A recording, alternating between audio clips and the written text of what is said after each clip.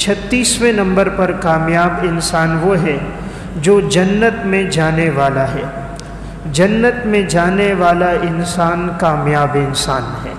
قرآن کریم سورہ حشر آیت نمبر 20 میں اللہ رب العزت ارشاد فرماتے ہیں، لا یستوی اصحاب النار و اصحاب الجنہ، برابر نہیں ہو سکتے جہنم میں جانے والے اور جنت میں جانے والے لوگ برابر نہیں ہو سکتے۔ اصحاب الجنت هم الفائزون، جو جنت میں جائیں گے وہی لوگ کامیاب لوگ ہوں گے۔ تو 36ویں نمبر پر کامیاب وہ ہے، اللہ رب العزت نے فرمایا جو جہنم سے بچ گیا، جنت میں داخل ہو گیا، فرمایا یہی انسان کامیاب انسان۔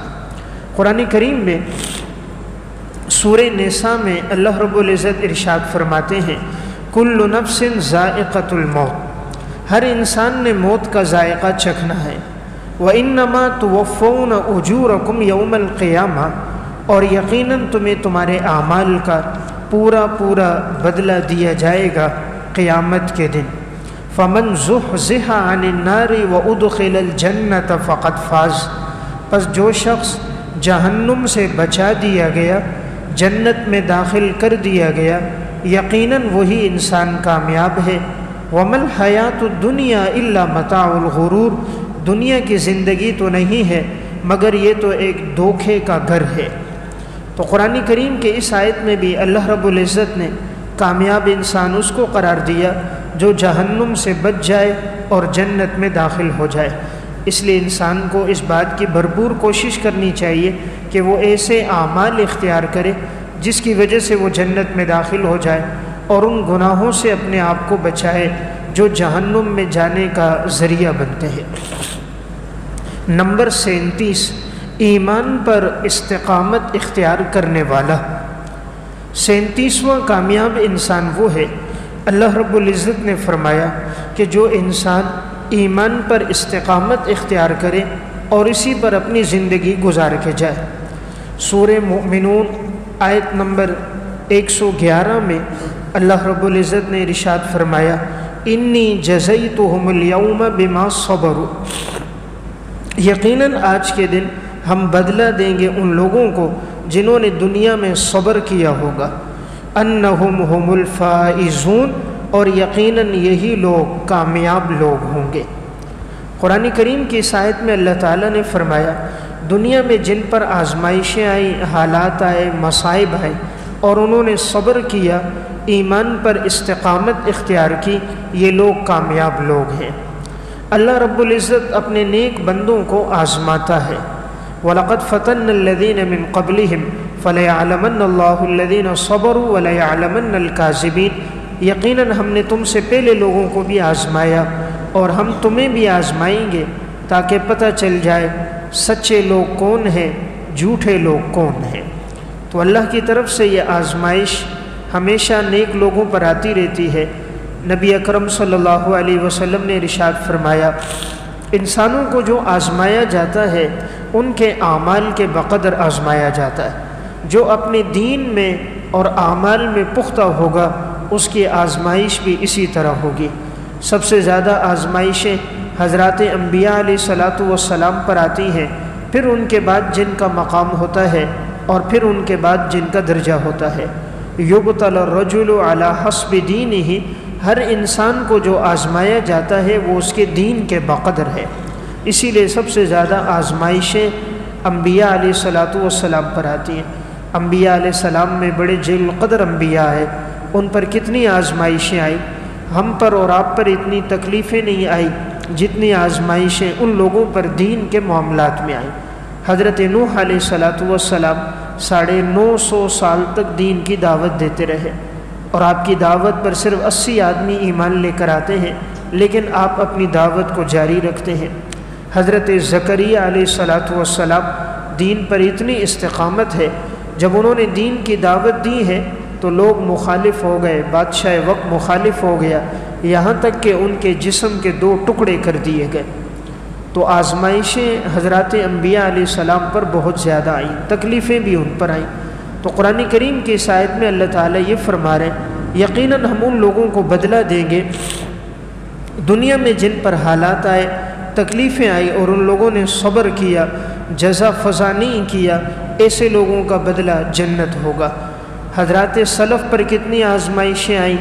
ایک واقعہ السیرۃ الحلبیہ میں اور اسی طرح سبل الہدی والرشاد میں ہے۔ حضرت عمر بن جموح رضی اللہ تعالیٰ عنہ ان صحابہ کرام میں سے ہیں جو بدر میں شریک نہیں ہو سکے، اور ان کی بڑی خواہش تھی کہ اگر کوئی اور غزوہ آیا تو میں اس میں شریک ہوں گا۔ جب احد کا معرکہ آیا تو احد کے غزوے میں حضرت عمر بن جموح شہید ہو گئے، اور یہ ایک ٹانگ سے لنگڑے تھے، تو ان کے بچے ان کو منع کر رہے تھے کہ آپ مت جاؤ، آپ معذور ہو، آپ پر تو جہاد فرض نہیں ہے، شریعت نے معذور کے لیے آسانی رکھی ہے، لیکن یہ فرماتے تھے نہیں میں جاؤں گا تاکہ میں اسی اپنے لنگڑے پاؤں کے ساتھ جنت میں داخل ہو جاؤں۔ چنانچہ یہ لڑتے رہے یہاں تک کہ ان کی شہادت ہو گئی۔ شہادت کے بعد رسول اللہ صلی اللہ علیہ وسلم نے ارشاد فرمایا تھا کہ میں دیکھ رہا ہوں عمر بن جموح جنت میں گھوم رہا ہے اور اللہ تعالیٰ نے اس کے پاؤں کو ٹھیک کر دیا ہے۔ تو جب ان کی شہادت ہوئی تو ان کی گھر والی ایک اونٹنی پہ سوار ہو کر آ رہی تھی، دائیں طرف بھی بوجھ لٹک رہا تھا، بائیں طرف بھی بوجھ تھا۔ ام المومنین حضرت عائشہ رضی اللہ تعالیٰ عنہ فرماتی ہے میں نے پوچھا یہ دائیں بائیں کس چیز کا بوجھ ہے؟ تو ان کی گھر والی نے کہا یہ دائیں طرف عمر بن جموح کی اہلیہ نے کہا یہ دائیں طرف لاش ہے میرے شوہر حضرت عمر بن جموح کی، اور ایک طرف لاش ہے میرے بیٹے خلاد کی اور میرے بھائی عبداللہ کی۔ یعنی ایک دن میں اس خاتون کے گھر میں 3 شہادتیں ہو گئی۔ خاوند بھی شہید ہو گیا، بیٹا خلاد بھی شہید ہو گیا، بھائی عبداللہ بھی شہید ہو گیا، اور یہ تینوں لاشوں کو لے کر آ رہی ہیں۔ اس سے اندازہ کیا جا سکتا ہے آزمائشیں اور مصائب حضرات صحابہ کرام پر بہت زیادہ ہے۔ آج تو اگر کسی گھر میں ایک جنازہ ہو انسان کی کیفیت تبدیل ہو جاتی ہے، لیکن 3 جنازے ایک دن میں اٹھ جائیں اس وقت کیا کیفیت ہوگی؟ لیکن حضرات صحابہ کی زندگی میں صبر و تحمل اور دین کے لیے قربانیاں تھیں۔ تو 37ویں نمبر پر اللہ تعالیٰ نے اس انسان کو کامیاب قرار دیا کہ جس پر دنیا میں حالات آئیں، آزمائشیں آئیں اور وہ ان پر صبر کر دے۔ فرمایا یہی لوگ کامیاب لوگ۔ علامہ یافعی رحمۃ اللہ علیہ کی ایک کتاب ہے روض الریاحین فی حکایات الصالحین، اس میں انہوں نے ایک واقعہ لکھا۔ فرماتے ہیں کہ ایک خاتون حج پر گئی، حج کے سفر کے دوران جب وہ تلبیہ پڑھتی تھی، طواف کے دوران اللہ کا ذکر کرتی تھی، ایسا لگتا تھا کہ شاید اس خاتون پر کبھی کوئی تکلیف نہیں آئی، ہر قدم پہ اللہ کا شکر بھی ادا کرتی اور صبر بھی کرتی، اللہ کی حمد و ثنا بھی کرتی۔ تو کسی نے کہہ دیا لگتا ہے اس کی زندگی بڑی خوشگوار ہے اور اس پر کبھی مصائب اور حالات نہیں آئے، اس طرح یہ محبت کے ساتھ عقیدت کے ساتھ تلاوت اور ذکر میں اور طواف میں مشغول ہے۔ خاتون نے جب یہ جملہ سنا تو اس نے کہا اللہ کے بندے، آزمائشیں تو میرے اوپر بہت زیادہ آئیں لیکن اللہ نے مجھے صبر کرنے کی توفیق عطا فرما دی۔ پھر اس خاتون نے اپنا واقعہ سنایا۔ اس نے کہا کہ میرے 3 بچے تھے اور میری ایک بیٹی تھی۔ عید الاضحیٰ کا موقع آیا تو میرے خاوند نے دونوں بچوں کے سامنے بکری کو ذبح کیا۔ تو جب بکری ذبح کر دی گئی اس کا گوشت بنا رہے تھے، بنا کر گوشت تقسیم کر دیا گیا تو کہا جب میرے بچوں نے یہ دیکھا تھا تو میں بھی گھر کے اندر تھی، خاوند کہیں باہر گئے ہوئے تھے، تو وہ جو تیز دھار چھری تھی تو بچے گھر کے اوپر کی چھت پہ چڑھ گئے، تو ایک نے دوسرے سے کہا میں تجھے نہ بتاؤں ابو نے کس طرح بکری کو ذبح کیا، اس کو لٹا دیا۔ انہیں تو معلوم نہیں تھا، نادانی تھی، اس نے تیز چھری کے ساتھ جو گلے پہ پھیرا تو آنن فانن بچے کا گلا کٹ گیا۔ اب جو دوسرے نے دیکھا تو اس سے برداشت نہ ہوا، خون بہہ گیا، کہا اب تو والد مجھے چھوڑے گا نہیں۔ اس نے وہیں سے چھری پھینکی اور بھاگتا ہوا جنگل کی طرف چلا گیا۔ والد کو جب یہ اطلاع ملی، اوپر دیکھا بچہ تو ذبح ہے، دوسرا بھی بھاگ گیا۔ اس نے سوچا چلو اس کو تو لے آؤں، ایک بچہ تو چلا گیا، کہیں دوسرا بھی خوف اور ڈر کے مارے چلا نہ جائے۔ اب یہ باپ اس کو تلاش کرتے کرتے بہت آگے تک چلا گیا، جنگل اور ویرانوں میں تلاش کرتا رہا لیکن اس کا پتہ نہ چلا۔ یہ والد اتنا آگے بڑھ گیا جب یہ واپس پلٹ کر آنے لگا تو بھوک کی حالت تھی، پیاس کی شدت تھی، لیکن بچے کی محبت میں تھا تو تلاش کرتے رکھتے بھوک اور پیاس کی شدت میں گر پڑا اور اسی غشی کی حالت میں اس کا بھی انتقال ہو گیا۔ اب خاتون کہتی ہے میرا ایک چھوٹا بچہ تھا جو دودھ پیتا گھسٹتا تھا، تو میں نے اس کو نیچے ڈالا کہ چلو ایک بچہ تو ذبح ہو گیا، دوسرا گیا ہوا ہے، اب تک پتہ نہیں، خاوند کا بھی پتہ نہیں، چلو اس کو تلاش کرو۔ تو کہتی ہے میں نے ہانڈی پہ گوشت رکھا ہوا تھا تاکہ اتنی دیر میں یہ گوشت پک جائے، تو بچے کو میں نے نیچے بٹھا دیا، تلاش کرنے کے لیے نکلی، تلاش کرتے کرتے یہ بھی آگے بڑھ گئی، پیچھے وہ بچہ گھسٹتے گھسٹتے کہیں ہانڈی کے قریب چلا گیا۔ اس بچے نے جو زور سے ہانڈی پہ مارا تو وہ ہانڈی گرم گرم وہ اس کے اوپر گر گئی، وہ بچہ بھی جھلس کے مر گیا۔ اس خاتون کی ایک بیٹی تھی جو شادی شدہ تھی، جب اس کو یہ خبر پہنچی کہ ایک میرے بھائی کو دوسرے نے ذبح کر دیا اور دوسرا بھائی جنگل میں کہیں گیا ہے اور وہ کسی درندے کا شکار ہو گیا اور باپ تلاش میں گیا اور غشی کی حالت میں اس کا بھی انتقال ہو گیا اور چھوٹے بھائی کے اوپر گرم ہانڈی گری اور وہ بھی جلس کے مر گیا، تو اس سے یہ صدمہ برداشت نہ ہوا، اس نے ایک چیخ ماری، اس کا بھی انتقال ہو گیا۔ تو یہ خاتون کہتی ہے میرے 3 بیٹوں کا، ایک بیٹی کا، ایک خاوند کا، یعنی 5 جنازے اٹھ گئے، 5 انتقال میرے ہو گئے 2 دنوں کے اندر اندر۔ تو اس نے کہا جب اتنا بڑا صدمہ تیرے اوپر آیا تو نے کیسے برداشت کر دیا؟ اس نے کہا جب میں نے آخرت کے فضائل کو دیکھا، قرآن کریم میں صبر کرنے والوں کے لیے حکم یہ ہے انما یوفی الصابرون اجرهم بغیر حساب، اللہ صبر والوں کو وہ بدلہ دیتا ہے جس کا حساب اور کتاب ہی کوئی نہیں۔ اور میں نے قرآن میں پڑھا ان اللہ مع الصابرین، اللہ صبر کرنے والوں کے ساتھ ہے، تو اللہ نے مجھے صبر عطا فرما دیا۔ تو دیکھیں اس خاتون پر کتنی آزمائشیں آئیں، یعنی 5 جنازے 2 دن میں اٹھ گئے۔ یہ منہ بولنا آسان ہے، آج اگر ایک بچہ دودھ پیتا ہو اس کا انتقال ہو جائے انسان پہ کتنا بڑا صدمہ ہوتا ہے، لیکن 3 بیٹے، ایک بیٹی اور خاوند کا انتقال 2 دنوں میں ہو گیا، لیکن خاتون کی زندگی میں یہ صبر و تحمل تھا۔ تو اللہ رب العزت نے اسے کامیاب فرمایا انی جزیتہم اليوم بما صبروا، آج کے دن ہم بدلہ ان 2 لوگوں کو دیں گے جنہوں نے دنیا میں صبر کیا ہوگا، حالات پہ، آزمائشوں میں، تکلیفوں پہ صبر کیا، انہم هم الفائزون، یہی لوگ کامیاب لوگ ہیں۔ تو اس لیے ہمیں کوشش کرنی چاہیے اس بات کی، حالات جیسے بھی آئیں انسان صبر کرے، دین کے معاملات پر استقامت اختیار کرے، دولت پیسے کی وجہ سے کبھی بھی دین کو اور اعمال کو نہ چھوڑے۔ یہ دولت پیسہ تو ہاتھ آ جاتا ہے، جو وقت گزر گیا، جو عبادت چھوٹ گئی، پھر انسان اگر بعد میں ادا کرنا بھی چاہے قضا تو ہو جاتی ہے، لیکن جو وقت پر ادائیگی کا ثواب ہے انسان اس سے محروم رہتا ہے۔ نمبر 38، جو اپنے پیغمبر کو زخمی کرنے والا ہو وہ کامیاب نہیں ہوتا۔ حدیث میں آتا ہے نبی اکرم صلی اللہ علیہ وسلم نے ارشاد فرمایا کیف یفلح قوم، کیسے وہ قوم کامیاب ہوگی، شجو نبیہم، جنہوں نے اپنے نبی کے چہرے کو زخمی کر دیا، وکسروا رباعیتہ، اپنے پیغمبر کے دانتوں کو جنہوں نے توڑ دیا، وہو یدعوہم الی اللہ، حالانکہ وہ پیغمبر تو انہیں دعوت دے رہا تھا اللہ کی طرف۔ تو گویا 38ویں نمبر پر کامیاب انسان وہ ہے جو پیغمبر کی دعوت پر ایمان لائے، پیغمبر کو تکلیف نہ پہنچائے۔ آپ نے فرمایا وہ انسان کبھی کامیاب نہیں ہوگا جو اپنے پیغمبر کو زخمی کر دے۔ یہ اس موقع پر آپ صلی اللہ علیہ وسلم نے ارشاد فرمایا جب غزوہ احد کا معرکہ تھا اور مشرکین نے آپ پر حملہ کر دیا، آپ صلی اللہ علیہ وسلم کے 2 دندان مبارک شہید ہو گئے اور خود کی 2 کڑیاں آپ کے رخساروں میں لگ گئیں اور آپ کے رخساروں سے خون بہنے لگ گیا۔ اس موقع پر آپ نے یہ جملہ ارشاد فرمایا میں نے اللہ کی طرف دعوت دے رہا ہوں اور یہ کیسے نادان ہیں، انہوں نے الٹا میرے اوپر ہی حملہ کر دیا۔ اس غزوے میں آپ صلی اللہ علیہ وسلم کا صحابہ اکرام نے بڑا دفاع کیا، 7 صحابہ اکرام آپ کے آگے پیچھے دائیں بائیں رہے کہ آپ صلی اللہ علیہ وسلم کو کوئی تکلیف نہ ہو۔ انہی صحابہ میں ایک صحابی حضرت ابو دجانہ رضی اللہ تعالیٰ عنہ بھی ہیں۔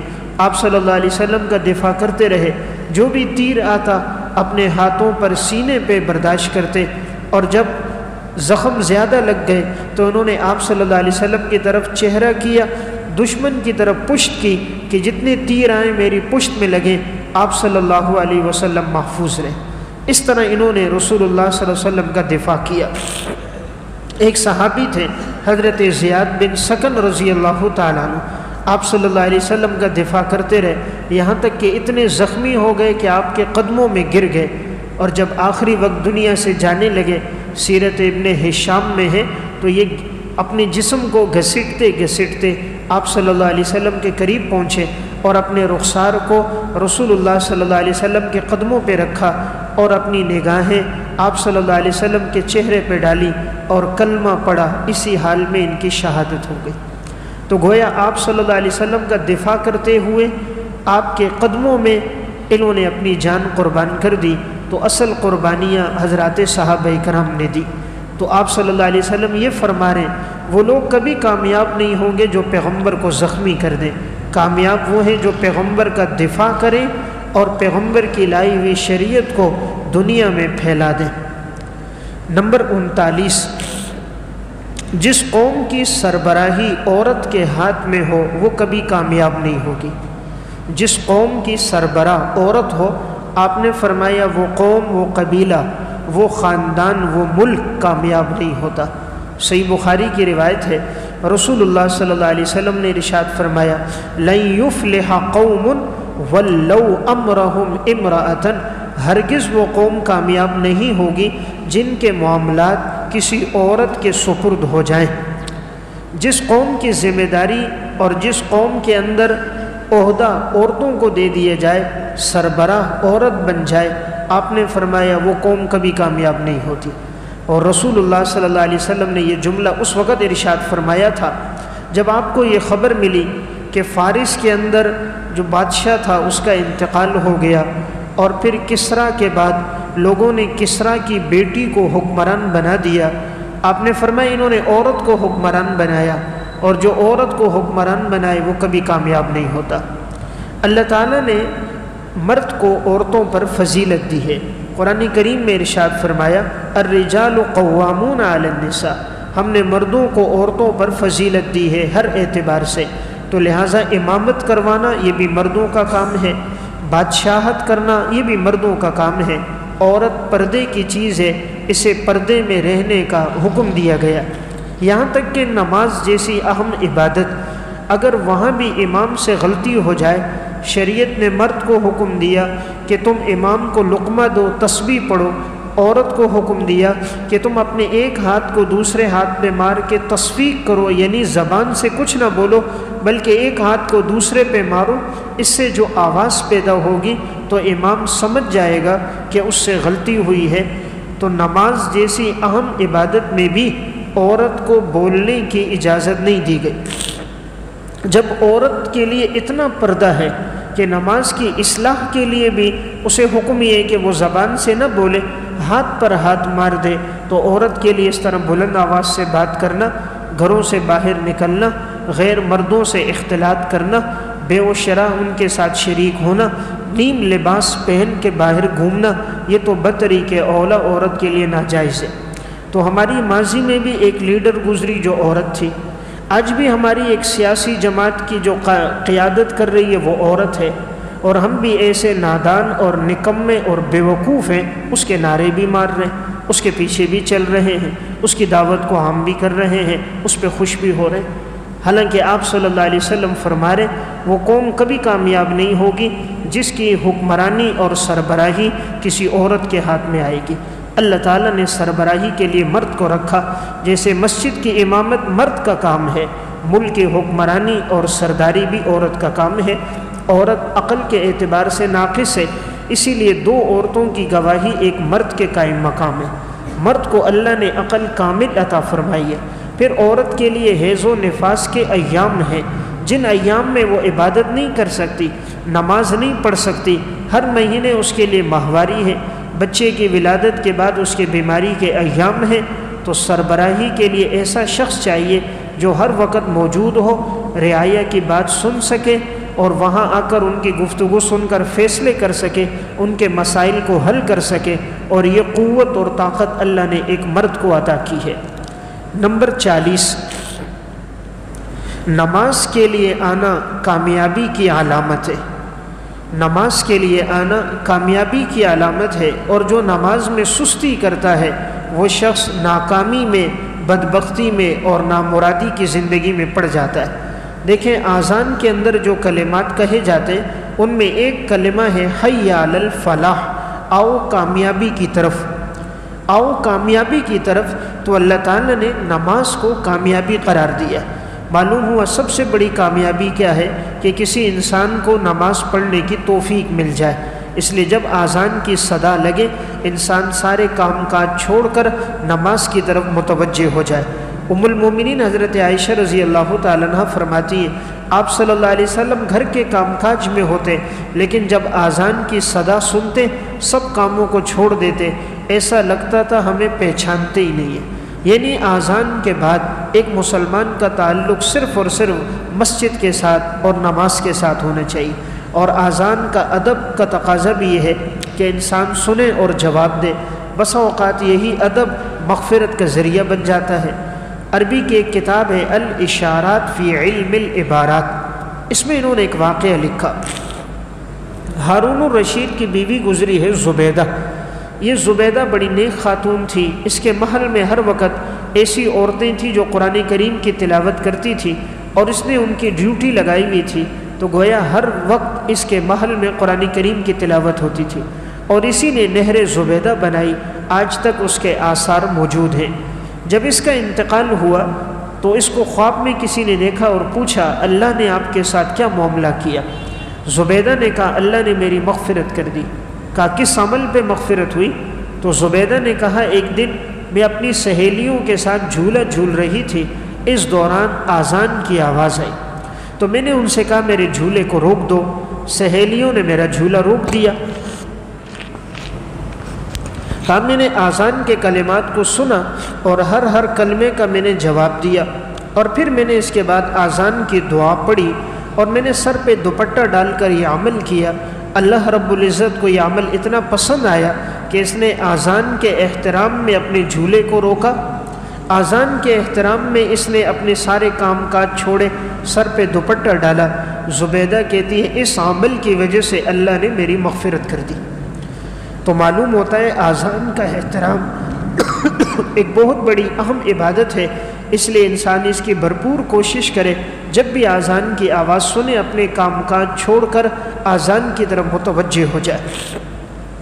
امام احمد ابن حنبل رحمۃ اللہ علیہ اپنے دور کے بڑے بزرگ اور عالم، اپنے دور کے محدث اور فقیہ گزرے ہیں۔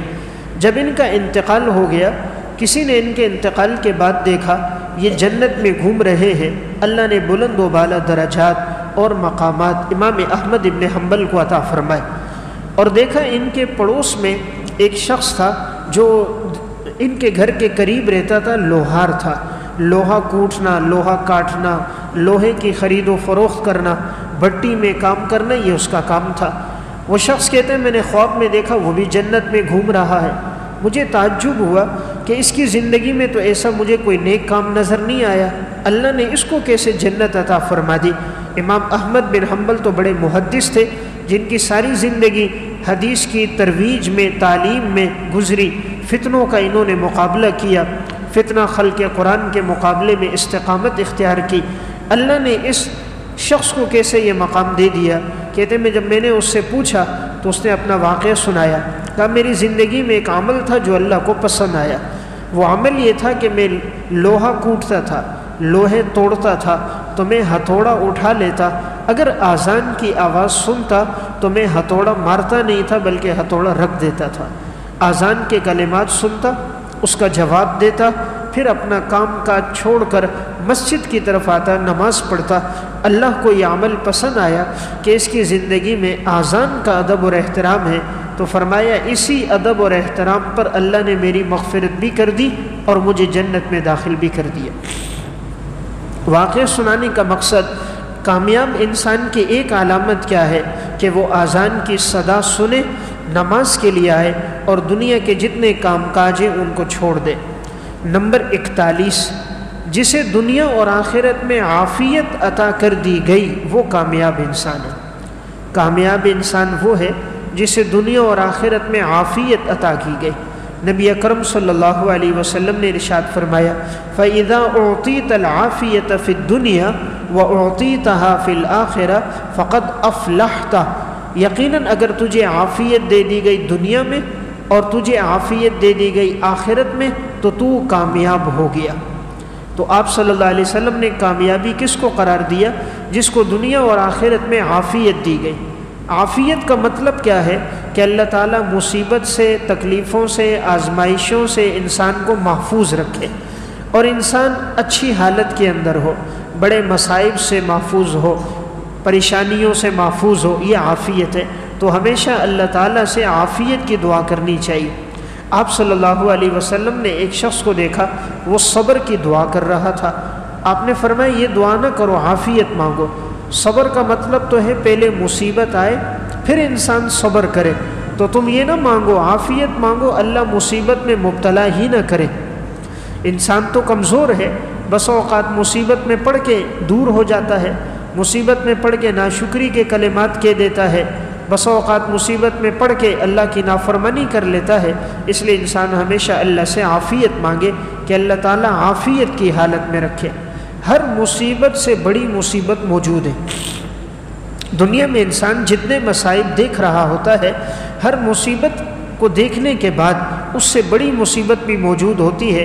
انسان سمجھتا ہے یہی مصیبت ہے، شاید اس سے بڑی کوئی نہیں، حالانکہ لوگوں پر آنے والے مصائب میں اس سے بڑی مصیبت بھی ہوتی ہے۔ عربی کی ایک کتاب المستطرف فی کل فن مستظرف، اس میں انہوں نے ایک واقعہ لکھا۔ اس دور میں ایک بادشاہ تھا ولید، اس کے پاس حضرت عروہ آئے، تو حضرت عروہ کو راستے میں آتے ہوئے پاؤں پہ چوٹ لگ گئی اور ان کی یہ تکلیف بڑھتی گئی، یہاں تک کہ طبیبوں نے ان سے کہا کہ آپ کو اپنا پاؤں کاٹنا پڑے گا، اس کے بغیر کوئی علاج نہیں، یہ ناسور اگر آگے بڑھ گیا تو آپ کے سارے جسم میں پھیل جائے گا۔ جیسے آج کے دور میں کینسر کی بیماری ہوتی ہے تو پھر ڈاکٹر مشورہ دیتے ہیں کہ اپنے اس عضو کو کاٹ دو، ورنہ اگر یہ بیماری آگے بڑھ گئی شوگر کے اندر تو کہیں سارا آپ کا جسم اس کے اندر مبتلا نہ ہو جائے۔ اس دور میں بھی طبیبوں نے حضرت عروہ کو مشورہ دیا کہ تم اپنا پاؤں کٹوا دو، تو انہوں نے نماز کی حالت میں کھڑے ہو گئے اور کہا اب میرا پاؤں کاٹ دینا، مجھے تکلیف کا احساس نہیں ہوگا۔ چنانچہ نماز کی حالت میں ان کا پاؤں کاٹ دیا گیا۔ ابھی یہ بیٹھے ہوئے تھے کہ ان کو خبر پہنچی کہ ان کا بیٹا گھر کی چھت کے اوپر کھیل رہا تھا اور وہ چھت سے نیچے گرا اور اس کا انتقال ہو گیا۔ ادھر پاؤں کٹا ہے اور ادھر خبر آئی بیٹے کا انتقال ہو گیا، تو انہوں نے اس موقع پر ایک جملہ کہا کہ اے اللہ تیرا شکر ہے کہ تو نے تمام بیٹوں میں سے ایک بیٹا لیا ہے، سب تم نے مجھ سے نہیں لیے۔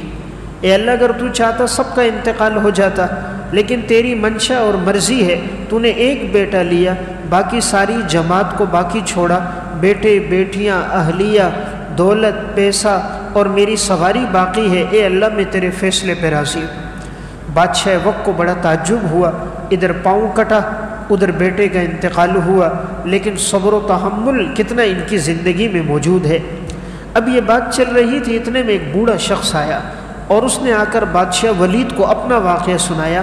اس نے کہا بادشاہ سلامت، میرے اوپر اتنی بڑی آزمائش آئی ہے، شاید دنیا میں کسی پر نہ آئی ہو۔ انہوں نے پوچھا آپ پر کیا آزمائش آئی؟ اس نے اپنا واقعہ سنایا۔ اس کی ناک کی ہڈی ٹوٹی ہوئی تھی، چہرہ زخمی تھا، آنکھوں کی بینائی اس کی جا چکی تھی۔ اس بوڑھے نے واقعہ سنایا کہ میں اپنے بچوں کے ساتھ، گھر والوں کے ساتھ سفر کر رہا تھا، ایک جنگل سے ہمارا گزر ہوا، میں نے خیمہ لگایا، اپنے بچوں کو خیمے کے اندر میں نے بٹھا دیا اور میں نے اپنی اس اونٹنی کی سواری کو کھلا چھوڑا۔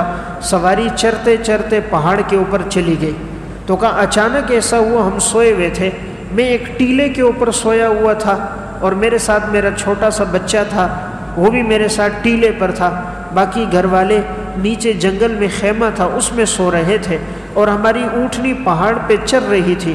سیلاب اچانک تیزی سے پانی آیا اور وہ پانی میرے بچوں کو، بیوی کو، میری سواری کو، سب کو بہا کے لے گیا۔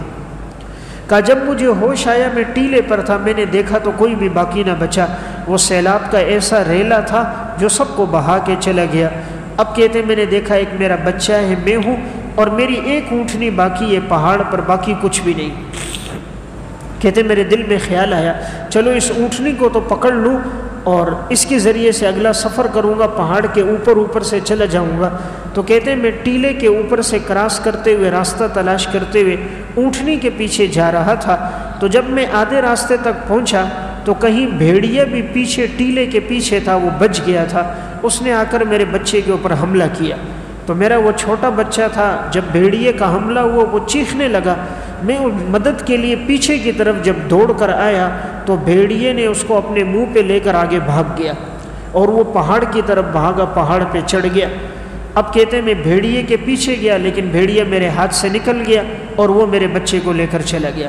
اب کہتے ہیں صرف ایک اونٹ رہا اور میں رہا۔ تو میں نے کہا چلو اس اونٹ کو تو پکڑ لوں۔ جب سیلاب آیا تو جو جانور بچ گئے تھے وہ بدک گئے، اور سارے جانور پہاڑ کے اوپر سے ادھر ادھر بھاگنے لگے، بدکنے لگے۔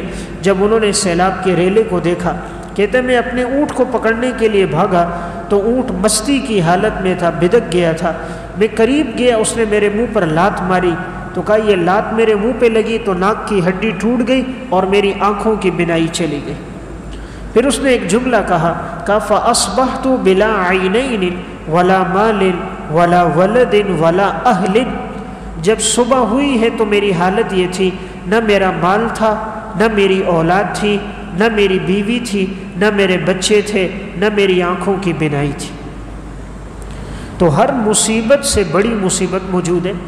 تو بادشاہ نے پھر حضرت عروہ سے کہا کہ دیکھو تم پر بھی آزمائش آئی، ٹانگ کٹ گئی، بیٹے کا انتقال ہوا، لیکن واقعی اس بابا جی پر جو آزمائش آئی وہ تو کتنی بڑی آزمائش تھی۔ ایک رات پہلے تک سب کچھ تھا اور ایک رات کے بعد کچھ بھی نہیں۔ آج دیکھیں ترکی میں زلزلہ آیا، 4 منٹ کے اندر اس زلزلے میں اب تک 11,800 افراد اس میں جاں بحق ہو گئے، اور ان میں اکثر مسلمان شہید بھی ہو گئے۔ اب 4 منٹ کا یہ زلزلہ آیا ہے، انہیں کیا معلوم تھا کہ اگلے دن ہمارے پاس کچھ بھی نہیں ہوگا، سر چھپانے کی جگہ بھی ہمارے پاس نہیں ہوگی، نہ ہماری اولاد باقی رہے گی، نہ بچے رہیں گے، نہ ہم رہیں گے۔ تو انسان کو اپنی زندگی کے کسی لمحے کا کوئی پتہ نہیں۔ آج جو ہم کہتے ہیں نا میں بعد میں عبادت کروں گا، اللہ کے راستے میں وقت لگاؤں گا، خرچ کروں گا، توبہ کروں گا، بوڑھا ہو جاؤں گا پھر مسجد میں آؤں گا، تو بھائی پتہ نہیں بوڑھا ہوگا بھی نہیں ہوگا، اس سے پہلے ہی جوانی میں انسان دنیا سے چلا جائے۔ تو انسان کو اپنی زندگی کا کوئی علم نہیں۔ تو اس لیے حدیث میں جو آپ صلی اللہ علیہ وسلم نے فرمایا جس کو عافیت دی گئی یہ بڑی نعمت ہے۔ تو ہر مصیبت سے بڑی مصیبت موجود ہوتی ہے، اس لیے انسان ہمیشہ اللہ سے دعا عافیت کی کرے۔ تو دیکھیں ایک دن کے اندر اس بابا جی کا سب کچھ لٹ گیا، اس لیے کوئی معلوم نہیں۔ بعض لوگ عرشوں پر ہوتے ہیں، چند دن گزر جاتے ہیں تو وہ فرش پہ آ جاتے ہیں، محلات میں رہنے والے ہوتے ہیں، ایک وقت آتا ہے جھونپڑی بھی نصیب نہیں ہوتی۔ پچھلے دنوں میں سیلاب آیا تو کتنے ہی لوگ تھے جن کے پاس سر چھپانے کی جگہ بھی باقی نہیں، جو مال و متاع اور جانور تھے وہ سب پانی میں بہہ گئے۔ اس لیے عافیت اللہ کی بہت بڑی نعمت ہے۔